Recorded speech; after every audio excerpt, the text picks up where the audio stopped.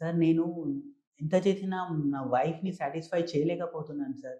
లేదా four play చేస్తున్నాను. Four play చేసే టైంలోనే ఇమ్మీడియేట్‌గా ఔట్ అయిపోతుంది సార్. అలా చాలా పేషెంట్స్ ఇలాంటి ప్రాబ్లమ్‌తో వస్తున్నారండి. సో, ఈ ఫస్టు ఈ ఫోర్ ప్లే గురించి మనం తెలుసుకుందాం. ఫోర్ ప్లే చేయడం ఎలా? ప్రాపర్‌గా చేయడం ఎలా? అలా చేసినా గూడా మీరు ఫెయిల్యూర్ అవుతున్నారంటే హోమియోపతిలో కొన్ని మెడికేషన్ ఉంటాయి. ఆ మెడికేషన్ యూజ్ చేయడం వల్ల మీ ఈ శీఘ్రస్ఖలనం ప్రాబ్లమ్ గూడా సాల్వ్ చేసుకోవచ్చండి. హ్మ్. ఎందుకంటే ఫోర్ ప్లే అనేది హస్బెండ్, వైఫ్ మధ్యలో చాలా చాలా ఇంపార్టెంట్ అండి. ఎందుకు చాలా ఇంపార్టెంట్ అంటే first of all four play ఇప్పుడు ఇక్కడ ఉండే మన ఎస్పెషల్లీ మన మొగోళ్ళు ఏమనుకుంటారు ఫోర్ ప్లే ఎవరు చేస్తారు? ఫోర్ ప్లే చేసడం అవసరమా? అని చాలా మందికి ఫీలింగ్ ఉంటదండి. ఎందుకంటే వాళ్ళేమనుకుంటారు, ఆ ఫీలింగ్స్ వచ్చిద్దా?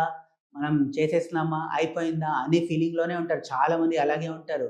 చాలామంది అలాగే ఉండడం వల్ల ఏమవుతుందంటే ఒకటి మీరు సాటిస్ఫై గారు. మీ వైఫ్ కూడా సాటిస్ఫై గాదు. ఇద్దరు సాటిస్ఫై గారు.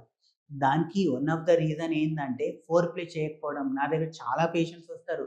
ఫోర్ ప్లే సరిగ్గా చేయకపోవడం వల్ల ఇలా ప్రాబ్లమ్ అయిపోతుంటది. సో, అలాంటి వాళ్ళకి మంచి ఫోర్ ప్లే చేయమంటాను.